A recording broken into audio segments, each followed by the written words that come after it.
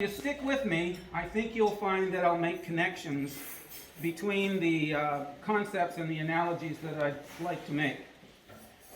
When I was in public education, we got to know an author by the name of Roland Barthes really well.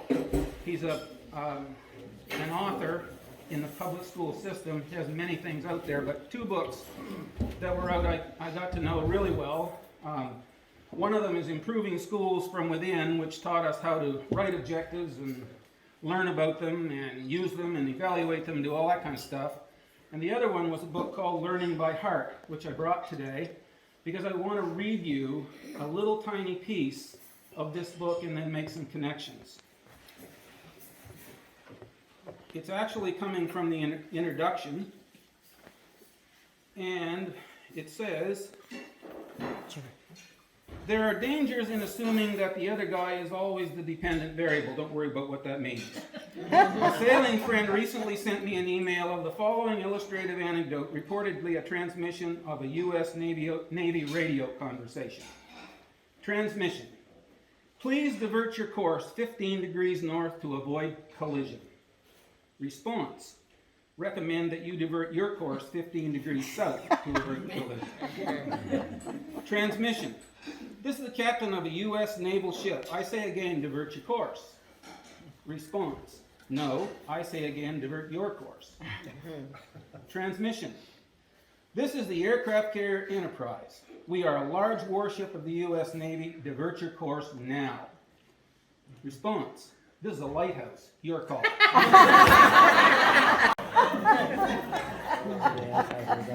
So, what's a lighthouse? Well, a lighthouse keeps seafarers, ships from crashing on the rocks. It's a navigation beacon. It helps to chart the way to safety.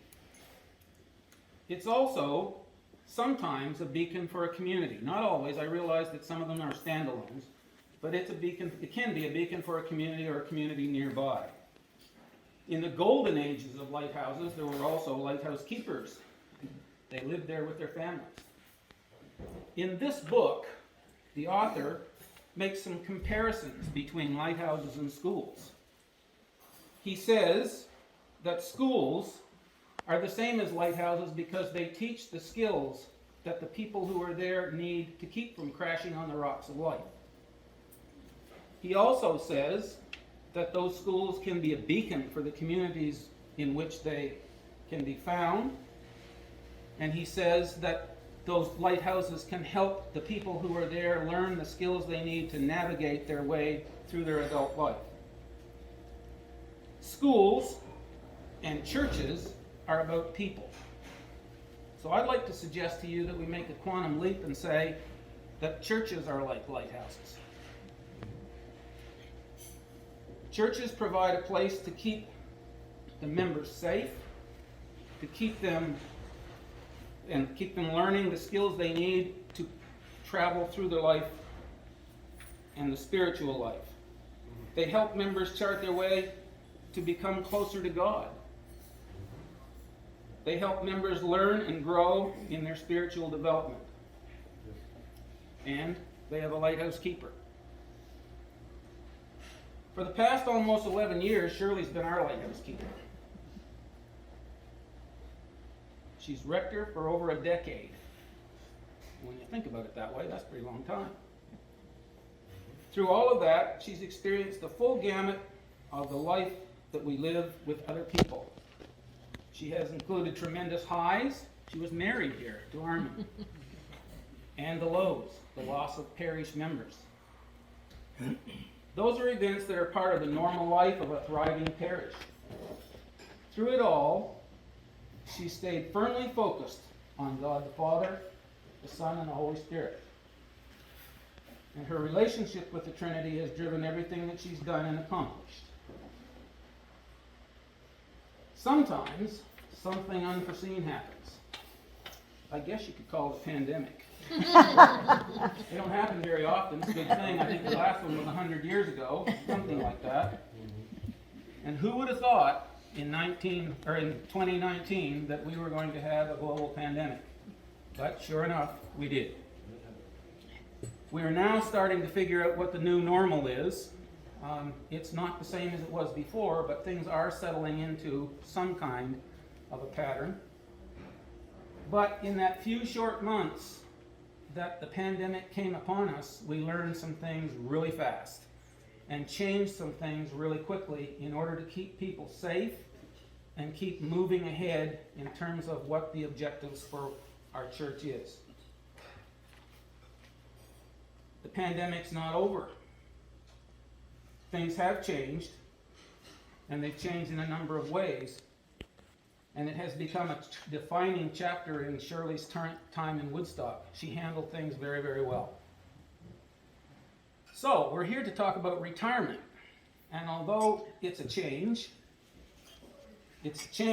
that is a successful one because she has completed a career. And when you complete a career, that's cause for celebration. We will miss her, that's for sure, because we're all subject to change, and people don't like that. But that's part of life. And we need to move on. We need to take the opportunity today to wish she and Armin well. And I know they're going to be comfortable in their new home in Newfoundland. We were talking a little bit about that. And she isn't going away too soon. We'll see her around. I'd like Nancy to come up for a minute right now and bring something with her, because on behalf of all of the parish family, Nancy and I would like to present Shirley with a gift and to wish again them all very well. Shirley, this is for you.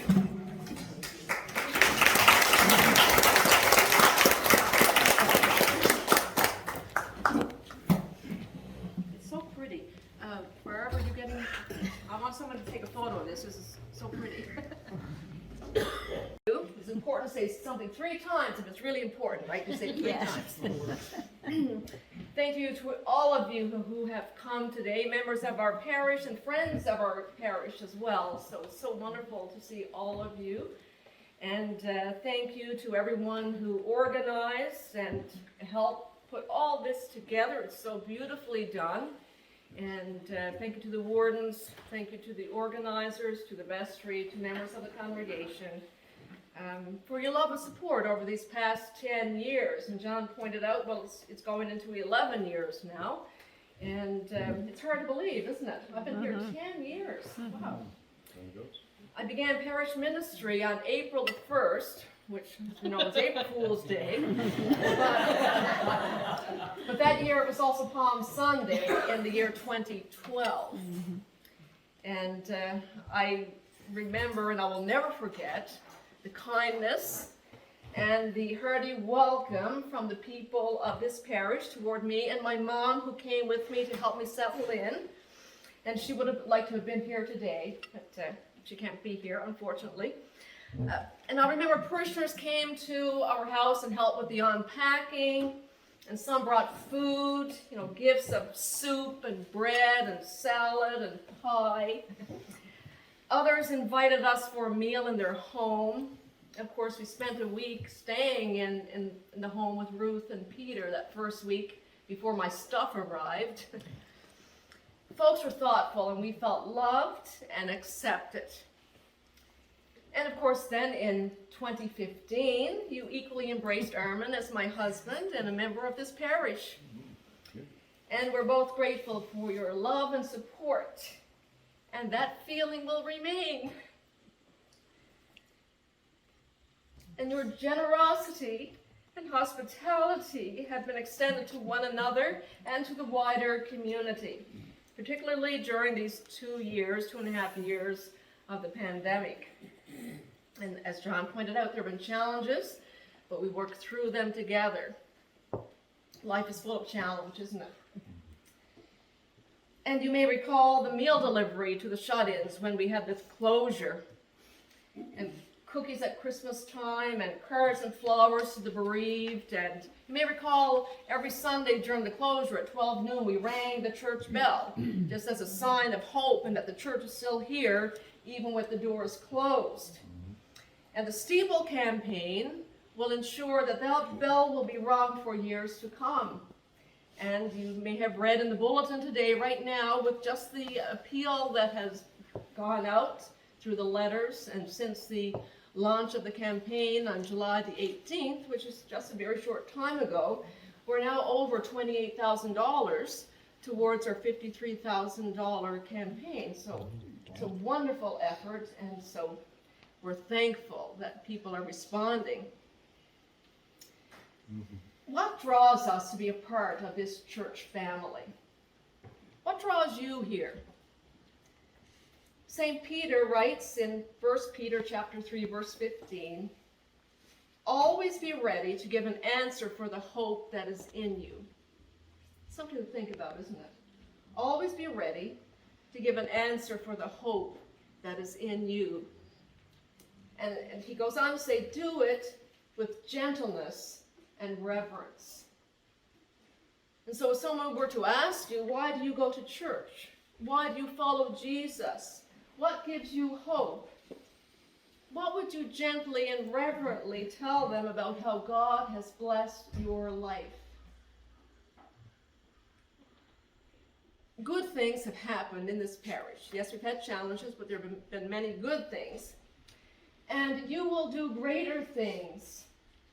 Jesus said in John's Gospel, truly I tell you, the one who believes in me will also do the works that I do, and in fact, will do greater works than these, because I am going to the Father. And Jesus has sent us his Holy Spirit to be with us, strengthening us and guiding us to be his faithful followers. Archbishop David Edwards will be in touch with the Parish Advisory Committee, and the Advisory Committee consists of the 2 wardens and 3 members of the vestry. You know who you are, I hope. If not, you're going to find out. And they were appointed every year after our annual meeting. We have a set-up vestry meeting, and one of the things we do is we set up a Parish Advisory Committee, and in the event that throughout that year they would lose a rector, and then an advisory committee would be in place to help the bishop choose a new rector. So that happens every year. And so this year, those who were put on that committee had no idea that they would be an active committee this year. But there it is. And so Archbishop David will be in touch with the committee and to help you through that process of choosing the 18th rector of this parish. And when that new rector comes, I encourage you to extend the same love and kindness and support that you offered me and Armin during my time here. And you will have a wonderful ministry together. And just to let you know, I've said this to some people, but Armin thought I should share it again so people are aware of the protocol when a rector leaves a parish. It's part of the protocol that we're not to come back to the parish for at least 1 year. And the purpose of that is to allow that separation to happen, which needs to happen, and so that a new rector will come in and you will develop a relationship with the new rector without any interference from the outgoing rector. So just to let you know, so we cannot slip into church Sunday morning and sit in the back pew. That can't happen for a whole year. So I just want to let you know that that's part of the protocol. It's not just for here and now, it's the way it's been. And so we're living in Woodstock for the next 2 years until Armin retires. And then we're moving to our retirement home in my hometown of Whitburn in Newfoundland. And we bought our home there last September when we were there on vacation. This little house came on the market, and we looked at it, and we bought it. And my mother tells me, I didn't remember this, but I've actually slept in that house when I was 6 months old. We were visiting and a snowstorm came, it was March, and so we had to stay there. So I've actually spent one night as a 6-month-old baby in that house. Anyway, so I've already slept there, but we're going to stay there when we go this September for 3 weeks. We've had it partly renovated. It's renovated enough so that it's livable, so we're going to spend 3 weeks living in our seasonal home, which in 2 years will become our retirement home. And right now, it was a 2-bedroom home, a small home, and so we've converted the 2 bedrooms into 1 bedroom. So now we only have 1 bedroom in the house, But our plan is when we start renovating the basement, we're going to put a guest room in the basement. So when we do that, you are all invited to come, but only one at a time.